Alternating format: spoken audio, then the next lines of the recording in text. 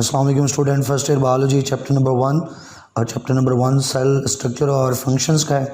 इसके अंदर जो आज हम टॉपिक डिस्कस करने जा रहे हैं वो मैग्नीफिकेशन और रेजोल्यूशन का है। तो चलें टॉपिक को स्टार्ट करते हैं। सबसे पहले आउटलाइन देख लें कि जो हम बात करने जा रहे हैं मैग्नीफिकेशन और रेजोल्यूशन की, तो इन दोनों के अंदर हम क्या क्या चीज़ें देखेंगे। तो मैग्नीफिकेशन और रेजोल्यूशन के जो टॉपिक्स हैं ये आपस में रिलेटेड हैं और मैंने इनको मुख्तलिफ 5 हेडिंग्स के अंदर डिवाइड कर दिया है।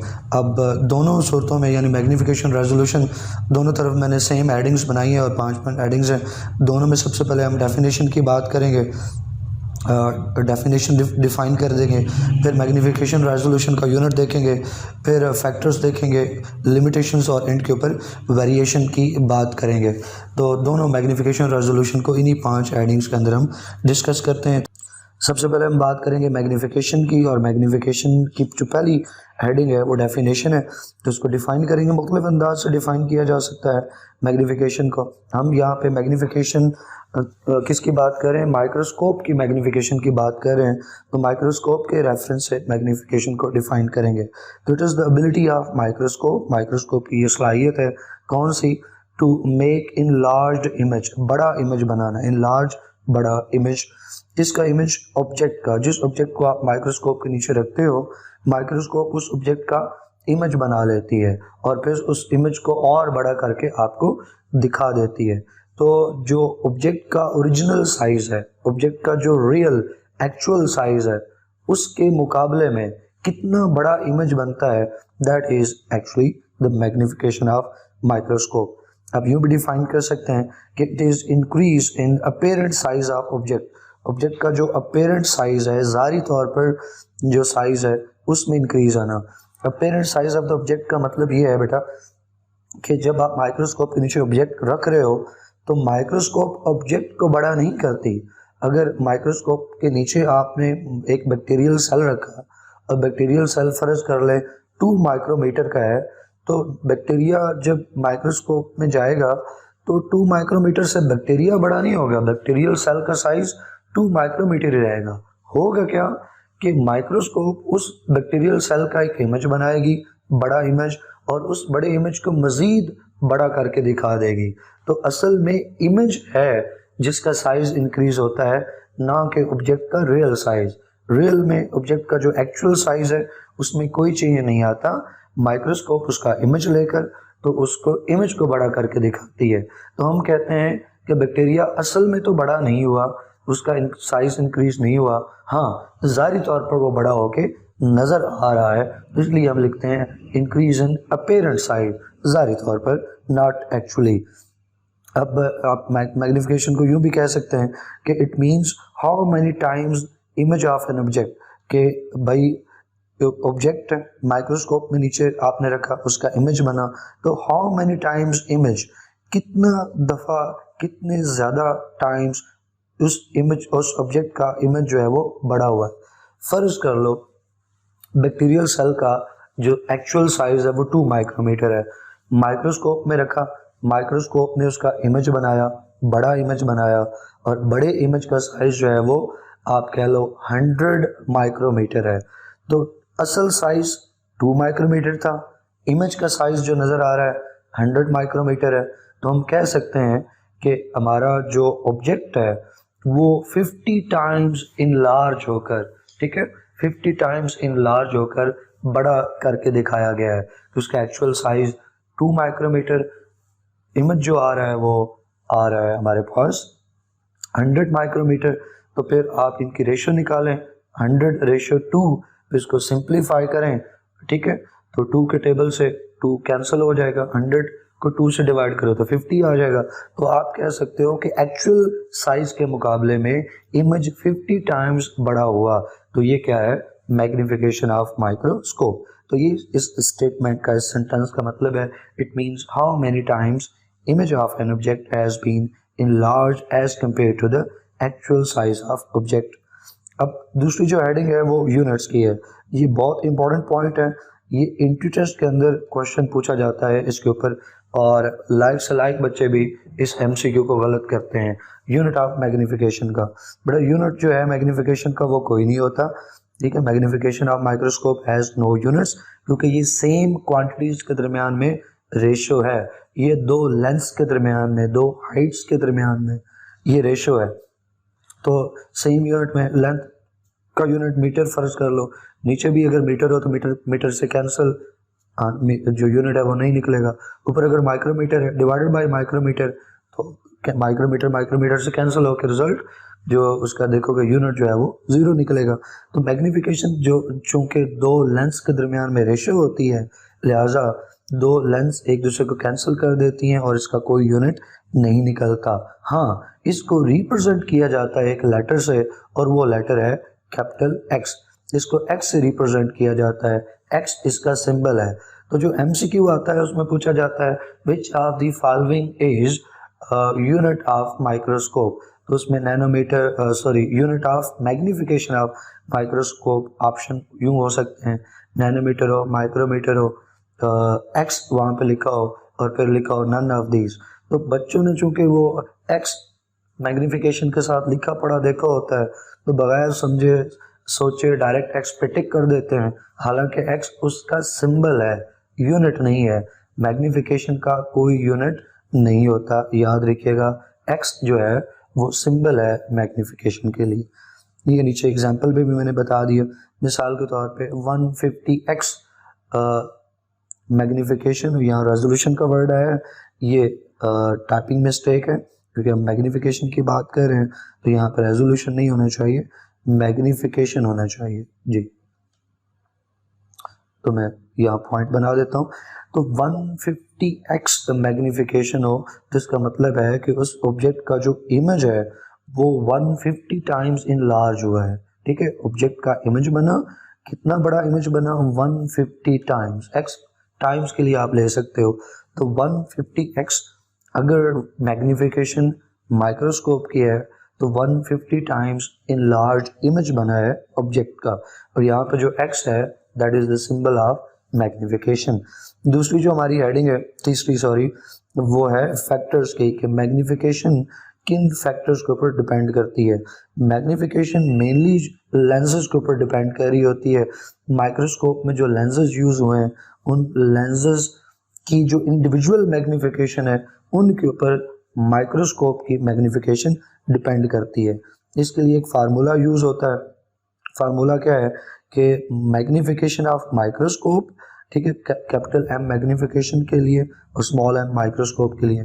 तो magnification of microscope is equal to the product of, इनकी product magnification of objective lens and the multiplication of eyepiece. आप जानते हो लाइट माइक्रोस्कोप में कंपाउंड माइक्रोस्कोप, और कंपाउंड माइक्रोस्कोप को कंपाउंड इसलिए कहते हैं कि उसमें दो लेंसेज यूज होते हैं।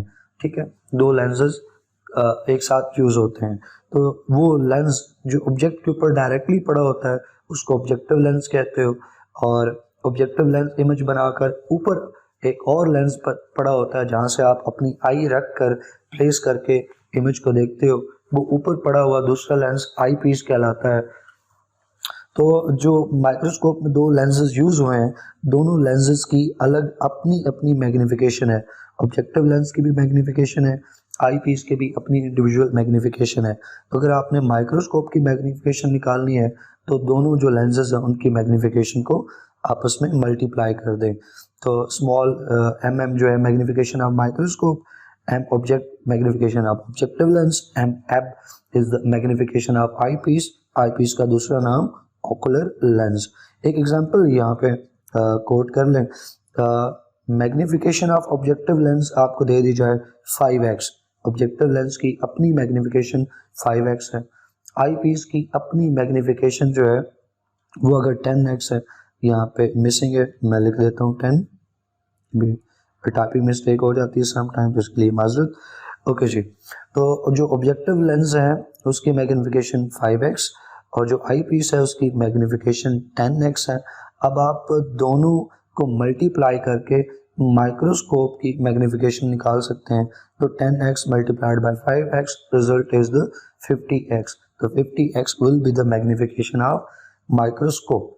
तो ये था चौथा के फैक्टर्स कौन से हैं जिन पे मैग्नीफिकेशन ऑफ माइक्रोस्कोप डिपेंड करती है। तो जिन लेंसेज से माइक्रोस्कोप बनी है वो लेंसेज जो यूज़ हो रहे हैं मेनली उन लेंसेज के ऊपर मैग्नीफिकेशन डिपेंड कर रही होती है। एडवांस लेवल के ऊपर जाएँ तो हम कुछ और भी बीच में फैक्टर्स इंक्लूड करते हैं। एफएससी का जो लेवल है, बीएससी का है, यहाँ पे इतनी बात की जाती है तो इतना काफ़ी है। नेक्स्ट हम बात करें तो वो है नंबर 4 के ऊपर हमारे हेडिंग लिमिटेशंस कि इस मैग्नीफिकेशन की क्या लिमिटेशंस हैं।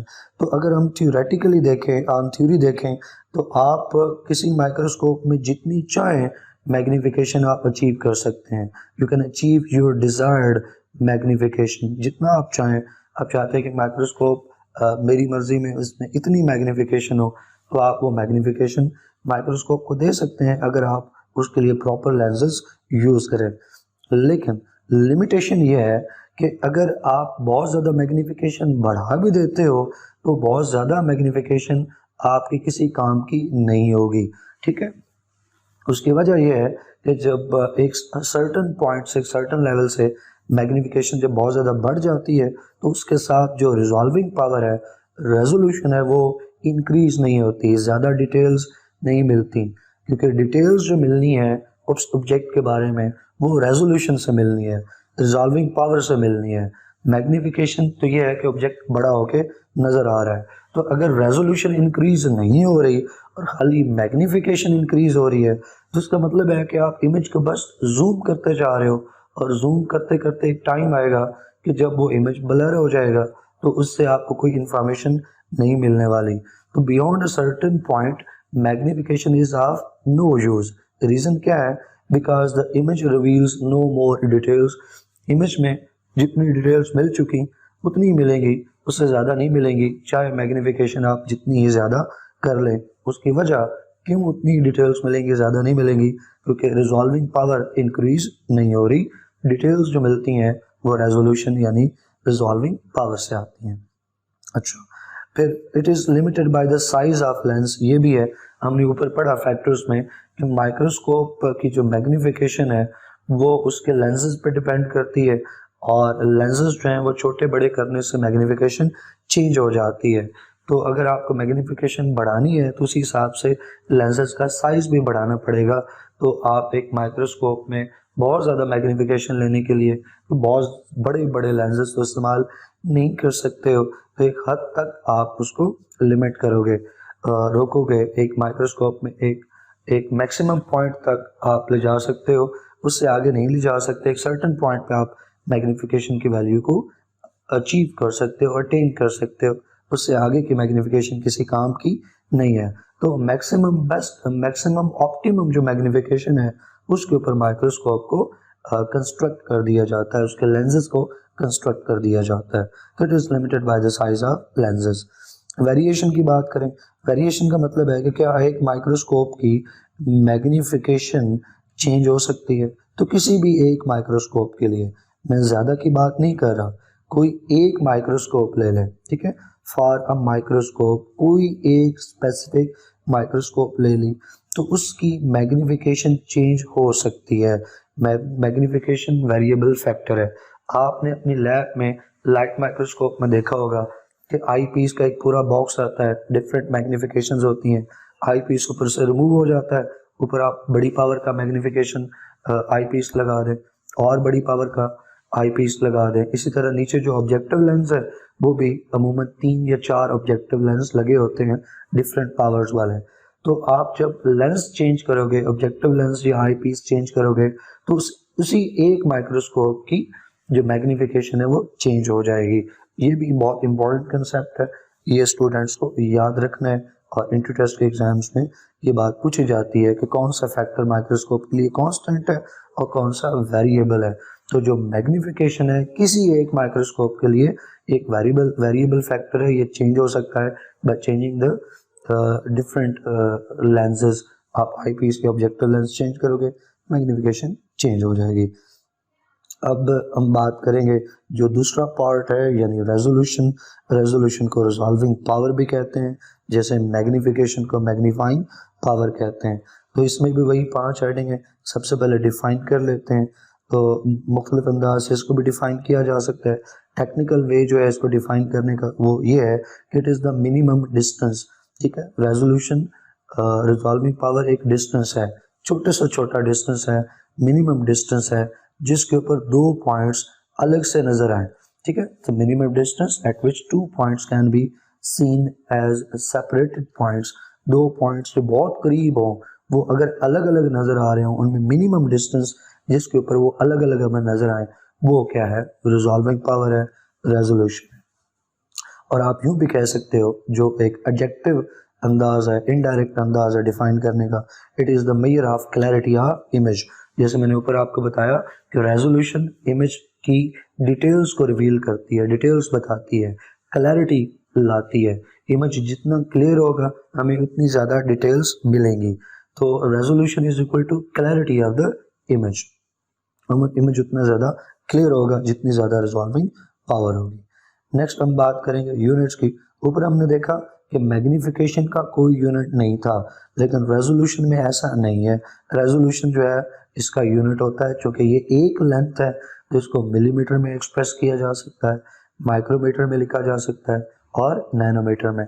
अब ह्यूमन आई की अगर रेजोल्यूशन की बात करो तो मिलीमीटर में, और अगर बात करो लाइट माइक्रोस्कोप की तो उसके लिए आप माइक्रोमीटर में उसकी रेजोल्यूशन को लिख सकते हो, नैनोमीटर में भी लिख सकते हो। ये डिफरेंट यूनिट्स हैं। तो डिफरेंट टेक्स्ट बुक्स जो हैं वो रिजॉल्विंग पावर को, रेजोल्यूशन को डिफरेंट यूनिट में एक्सप्रेस करती हैं। आमतौर पर माइक्रोमीटर और नैनोमीटर यूज होते हैं माइक्रोस्कोप के लिए। जैसे हमने मैग्नीफिकेशन के फैक्टर्स देखे, ऐसे रेजोल्यूशन के भी फैक्टर्स देखेंगे। मैग्नीफिकेशन के मुकाबले में जो रेजोल्यूशन है, रिजॉल्विंग पावर है, ये ज़्यादा फैक्टर्स के ऊपर डिपेंड कर रही होती है। और इसमें देखें तो wavelength of the rays being used. अब देखो अंधेरे में, डार्क में तो आपको कोई ऑब्जेक्ट नज़र नहीं आता, ऑब्जेक्ट को देखना है तो उसके लिए लाइट का होना ज़रूरी है। अब उस ऑब्जेक्ट को देखने के लिए आप माइक्रोस्कोप में कोई सोर्स ऑफ लाइट यूज़ करते हो। अगर वो ऑर्डिनरी लाइट है, वाइट लाइट है, सनलाइट है, तो ऐसी माइक्रोस्कोप लाइट माइक्रोस्कोप कहलाती है। लेकिन ऑब्जेक्ट को देखने के लिए अगर बीम ऑफ इलेक्ट्रॉन्स यूज हो तो फिर वो माइक्रोस्कोप इलेक्ट्रॉन माइक्रोस्कोप होती है। बहरहाल माइक्रोस्कोप में ऑब्जेक्ट को देखने के लिए लाइट सोर्स का होना ज़रूरी है। तो डिफरेंट लाइट की डिफरेंट वेवलेंथ होती है। तो रेजोल्यूशन जो है तो वो वेवलेंथ के ऊपर डिपेंड करती है। जितनी वेवलेंथ शॉर्टर होगी उतनी रिजॉल्विंग पावर ज़्यादा होगी। तो रेजोल्यूशन इनवर्सली प्रोपोर्शनल होती है वेवलेंथ की। इलेक्ट्रॉन बीम्स जो हैं चूँकि एज अ वेव जब बिहेव करें तो उनकी वेवलेंथ बहुत शॉर्ट है, लिहाजा इलेक्ट्रॉन माइक्रोस्कोप से रेजोल्यूशन बहुत ज़्यादा आती है। तकरीबन 1000 टाइम्स ज़्यादा रिजॉल्विंग पावर है इलेक्ट्रॉन माइक्रोस्कोप की as compared to light microscope. अच्छा, next aperture of lens. Lens use करें तो जैसे मैग्नीफिकेशन लेंस के ऊपर डिपेंड करती थी, रेजोल्यूशन भी मैग्नीफिकेशन के ऊपर डिपेंड करती है। और आपने ये 10th की फिजिक्स में सीखा लेंस से रिलेटेड, ठीक है, उसकी फोकल लेंथ, फिर अपर्चर और मुख्तलिफ तरह की टर्म्स आपने पढ़ी। तो अपर्चर ऑफ जो लेंस है, लेंस का जो अपर्चर है उसके ऊपर भी डिपेंड कर रही होती है रेजोल्यूशन ऑफ द माइक्रोस्कोप। इसी तरह reflective index of the medium, ये भी आपने 10th फिजिक्स में सीखा, रिफ्लेक्टिव इंडेक्स की डेफिनेशन और कंसेप्ट। तो डिफरेंट जो मीडियम है उसके लिए रिफ्लेक्टिव इंडेक्स डिफरेंट होता है। ग्लास का रिफ्लेक्टिव इंडेक्स और है, एयर का और है, फिर जो ऑयल है उसका और है। तो जो आम तौर पे मैक्सिमम रेजोल्यूशन लेने के लिए हम इस्तेमाल करते हैं ऑयल को इलेक्ट्रॉन माइक्रोस्कोप में, और ज़्यादातर लाइट माइक्रोस्कोप में आप एयर की जगह oil as a medium use करते हो, क्योंकि जो ऑयल है उससे बेहतर तौर पे रेजोल्यूशन आती है क्योंकि उसका रिफ्लेक्टिव इंडेक्स ऑयल का ज़्यादा होता है।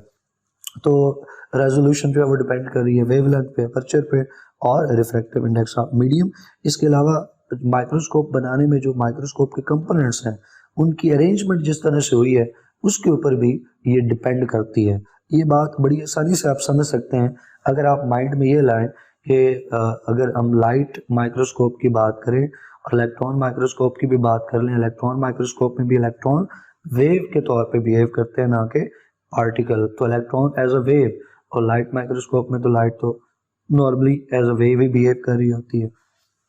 तो खैर दोनों सूरतों में इलेक्ट्रॉन हो या सनलाइट हो, आप माइक्रोस्कोप में उनको एज अ वेव कंसिडर करते हो।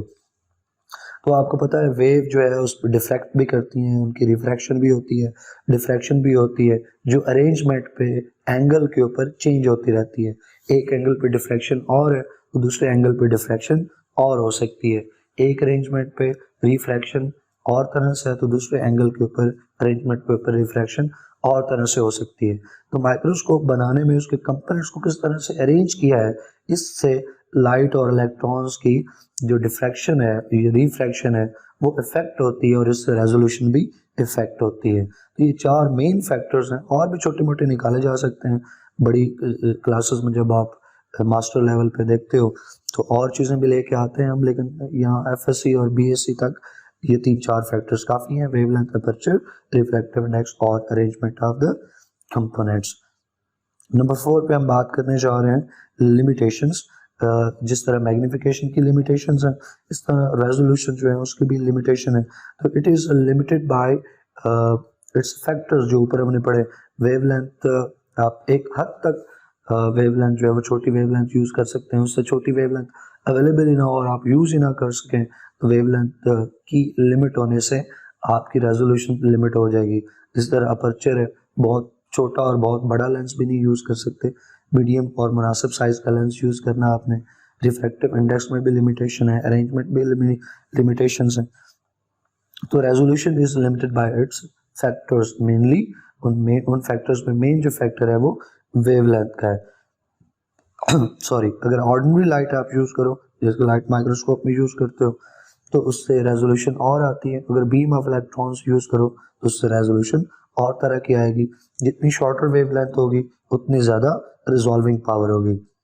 बिल्कुल लास्ट के ऊपर हम हेडिंग जो डिस्कस कर रहे हैं वो वेरिएशंस की है।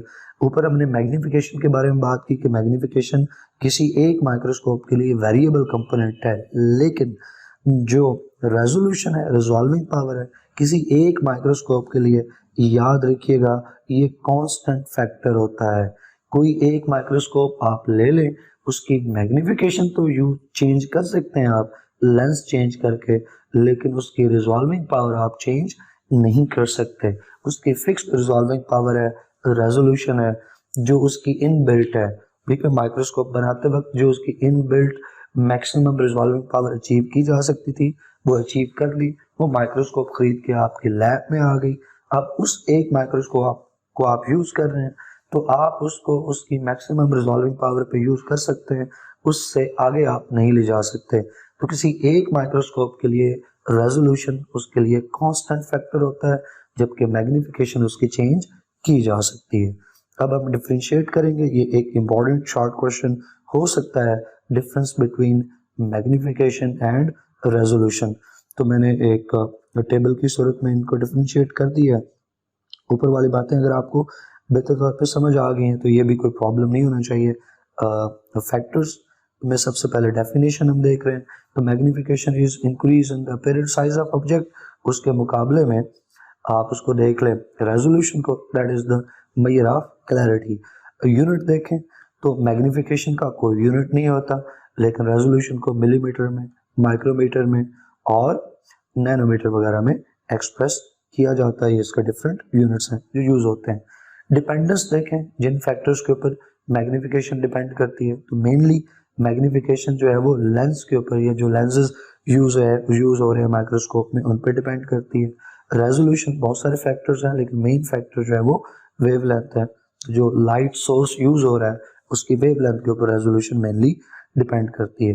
वेरिएशन के हिसाब से देखें तो किसी एक माइक्रोस्कोप के लिए मैग्नीफिकेशन वेरिएबल फैक्टर है, चेंज की जा सकती है, लेकिन किसी एक माइक्रोस्कोप के लिए जो रिजॉल्विंग पावर है, रेजोल्यूशन है, ये कांस्टेंट फैक्टर है, ये चेंज नहीं होती किसी एक माइक्रोस्कोप में।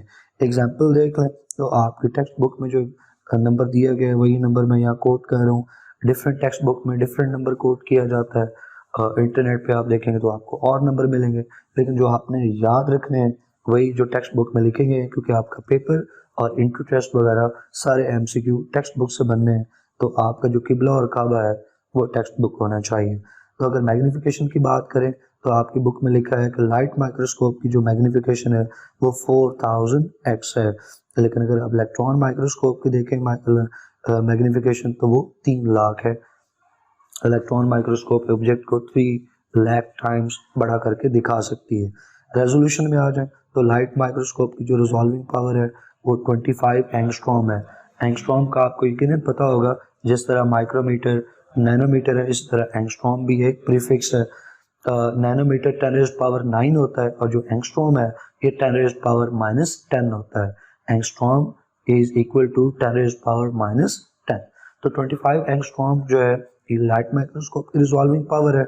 और अगर इलेक्ट्रॉन माइक्रोस्कोप की बात करो तो इलेक्ट्रॉन माइक्रोस्कोप में जो मिनिमम हम अचीव कर चुके हैं रिजॉल्विंग पावर रेजोल्यूशन आपकी बुक के हिसाब से वो 0.5 एंगस्ट्रॉम की है, लेकिन कुछ जो इलेक्ट्रॉन माइक्रोस्कोप है उनमें 5 एंगस्ट्रॉम की भी मिलती है। तो आपकी बुक में ये रेंज दी गई है 0.5 से लेके 5 एंगस्ट्रॉम की रिजॉल्विंग पावर में हमें इलेक्ट्रॉन माइक्रोस्कोप मार्केट में मिलती हैं। आप 5 एंगस्ट्रॉम वाले ले लें, उसमें 2 वाले ले लें, 3 वाले, जो मिनिमम रेजोल्यूशन हम अचीव कर चुके हैं वो 0.5 एंगस्ट्रॉम है। ठीक है, आपकी बुक के रेफरेंस है। तो ये हमने डिफरेंशिएट भी कर लिया अपना टॉपिक को, मैग्निफिकेशन रेजोल्यूशन, और इनको 1 बाय 1 हमने डिस्कस भी कर लिया। तो इसके साथ ये टॉपिक मुकम्मल हुआ। अब टेक्निक्स के अंदर स्पेक्ट्रोफोटोमेट्री रह गई है, तो इंशाल्लाह नेक्स्ट वीडियो में उसको हम डिस्कस कर लेंगे। लेकिन अगर आपने चैनल को सब्सक्राइब नहीं किया, नए हैं, तो चैनल को सब्सक्राइब करें, अपने फेलोज के साथ, फ्रेंड्स के सर्कल में वीडियोस को शेयर करें, ताकि मैक्सिमम बच्चे जो हैं वो इससे बेनिफिट्स हासिल कर सकें।